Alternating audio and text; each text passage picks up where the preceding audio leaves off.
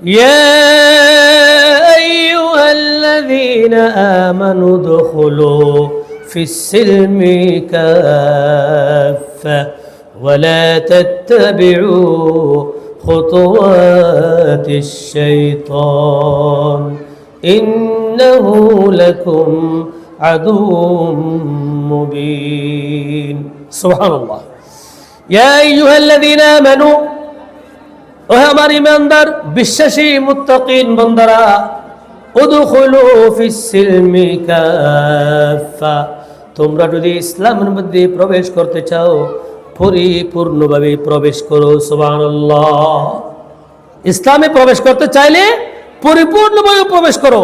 হুন্না লিবাসুল লাকুম ওয়া আনতুম লিবাসুল লাহুন্না। সুবহানাল্লাহ। স্বামী স্ত্রী হচ্ছে একজন আরেকজনের পোশাক।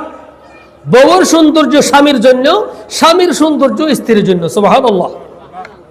এটা আল্লাহর কোরআনের কথা। আমরা এত সুন্দর সাজগোজ করে বিবাহ অনুষ্ঠানের মধ্যে যাই, মাঝে মধ্যে নিজের বউ নিজের স্ত্রীকে নিজের স্বামী চিনতে পারে না, ঠিক না? কিন্তু সৌন্দর্যটা তো আপনার জন্য। এই সুন্দর সাজ দিয়ে যে বাহিরে পরপুরুষকে দেখা দিচ্ছেন, এটা আপনার জন্য হারাম নাকি হালাল? হারাম। কিয়ামতের মাঠের মধ্যে জবাবদিহি করতে হবে আপনাকে।